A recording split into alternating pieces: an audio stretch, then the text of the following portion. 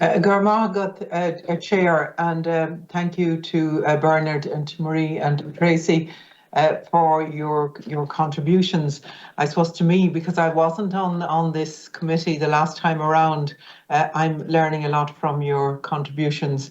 And what's clear to me is, as you have said yourself, Maria, the system needs to look at itself, and I think that's the big message from today.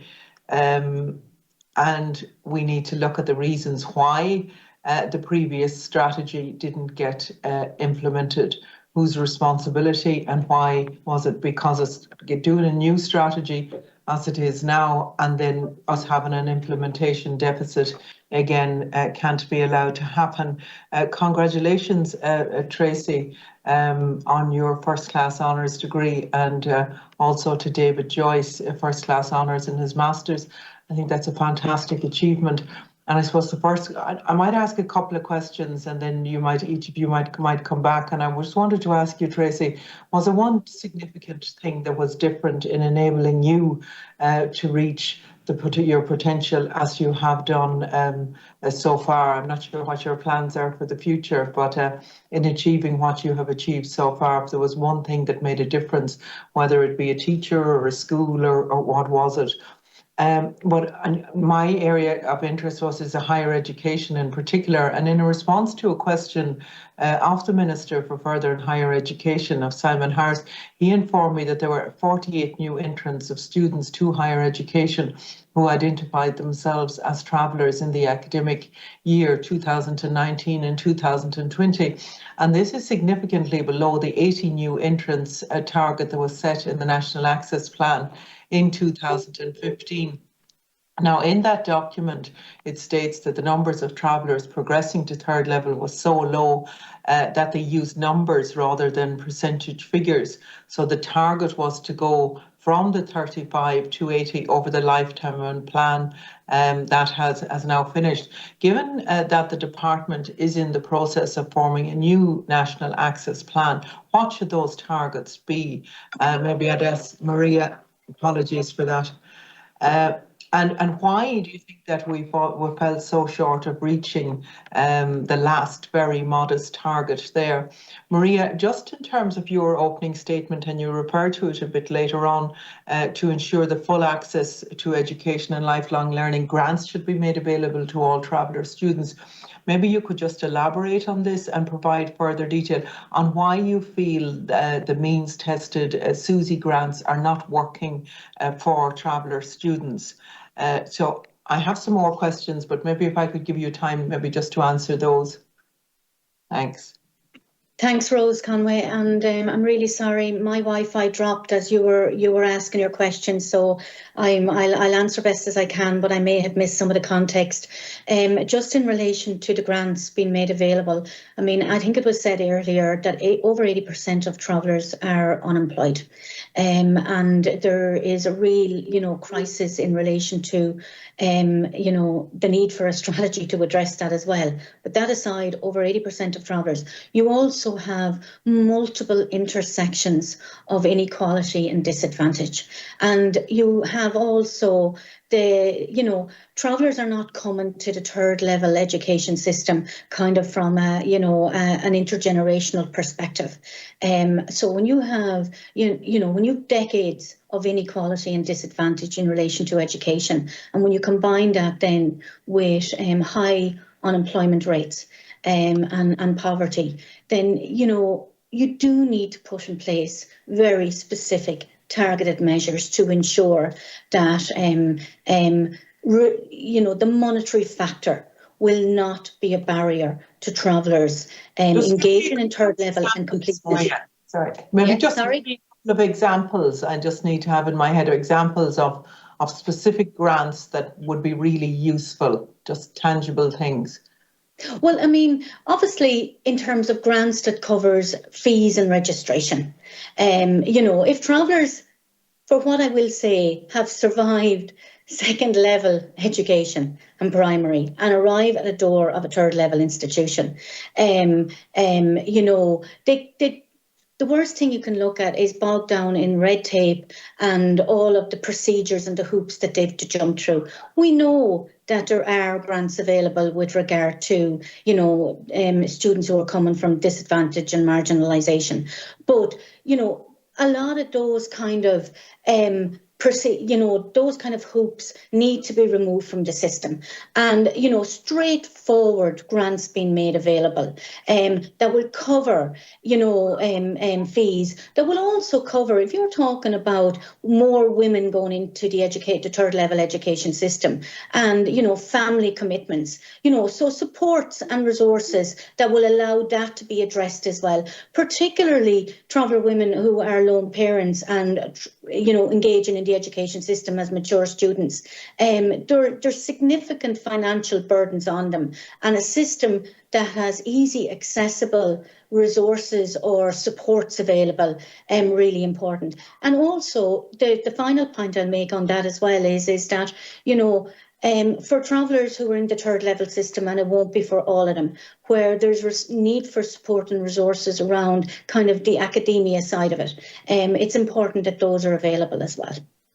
Thank you. Thanks. Tracy? Yeah, I suppose I'll get back to you. You were saying, like, Deputy Conway, to be honest, there's a very small number of us as our community within higher education. And you asked, like, a person that actually helped me to achieve, to get where I am today. It was through courses, really, that I done, like a trainer for trainers in Paddy Point, and I got immersed in that. And then I got an opportunity to do a community work and change in Ireland, which was a course called ROMED, and was also a minute certificate. That was actually, there was 24 travellers and women throughout Ireland who participated within that course.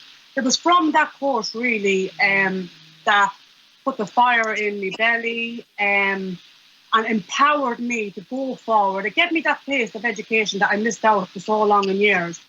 I went into Minute, and what really helped me then to stay in the course, and what really gave me that kind of an insight and an in-depth kind of bit of knowledge around the education, was the department that I was under, which was the Department of Applied Social Studies or Social Science, who was over my course, and they were all very friendly, very supportive, and kind of helped me kind of to get through that. Now, obviously, they didn't do the work for me and the lines of assignments and reports.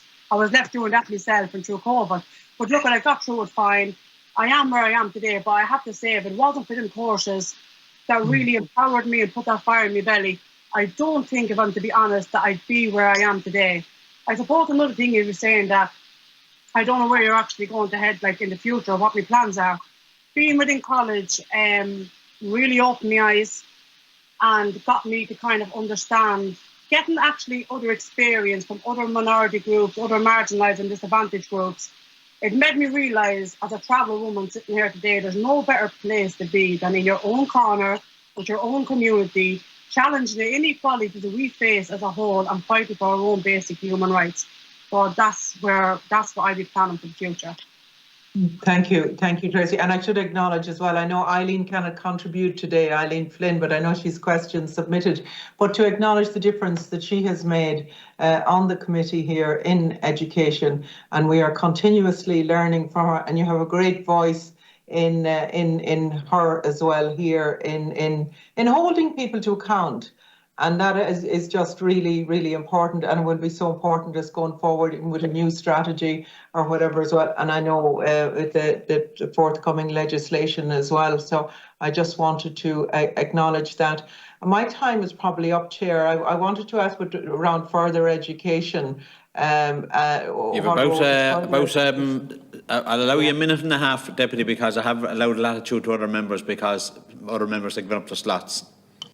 Ah, right. Okay, great. And so I suppose my question is, and maybe this to Bernard, because here, are there any specific recommendations around the further education provision and how that can do more? Because I suppose I know in dealing with further education, there's flexibility there that allows, say, the local colleges of further education to more meet the needs of the communities that may not be there in higher education.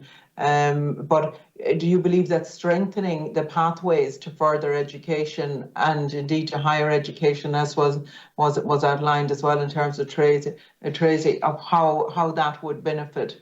So what can further education specifically done? And there's an awful lot of money being put in now as well to the development of apprenticeships and looking at the broadening the range of apprenticeships and all of that. How do they meet the needs of the traveller community, or some of the traveller community as well? Are there specific changes that need to be made there? Yeah, definitely. I think that's absolutely. I think there's opportunities to enhance the the pathways in terms of further education. But I just want to come back to just in terms of the thresholds just around the bursary and applications, and just to say the 1916 bursary for travellers and the SUSI grant, I think the thresholds could certainly be increased, and the intergenerational and historical context of that around unemployment and social economic disadvantage. Also, you mightn't be aware, but if you're a part-time student going back to third level education, there's a really financial burden and challenge there. So again, Marie was highlighting that, but that could certainly be, given there's only 1% of travellers in third level education, there really isn't an issue. There shouldn't be really an issue in terms of investment and targeted interventions there to get us to a stage where we increase the target up to 20, 25, 30% over the next several years, and that could really be that could really help. But also in terms of mature students' participation in higher education, the new national access plan. I think that travellers being named in there within that, and also those targeted supports. But what you have here today is the supports that are going in by the traveller sector. And I think that should be complemented. So we would also call for resources to support that work currently within the traveller sector, in terms of further progression into, and support in terms of primary and post-primary and third level education. Thank you very much for that. Minister, could I make a comment just in relation to the apprenticeships? Because I think it's important that, you look at all of the routes, and I think across the board in terms of higher education and apprenticeships, having targets, setting ambitious targets and putting in place the measures underneath those to ensure that it's not just about mainstreaming, that travellers are coming, there is a need to ensure targeted provision to get to the mainstreaming levels we need to be at.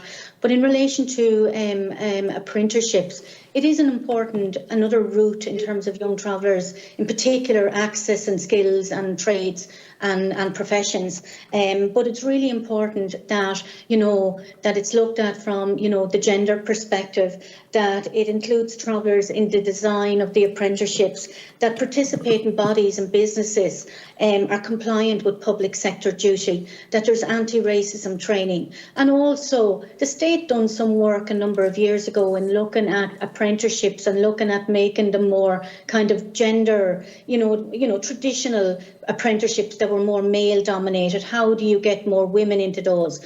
Well, when the state is looking at anything in the context of gender, it also has to look at it from an equality lens, to ensure that all groups, all women from ethnic minorities, the most marginalised groups of women. Okay, thank you very much, Ms. Joyce. I'm going to have to, Ms. Joyce, I'm going to have to put you off there, but I have to be fair to everybody.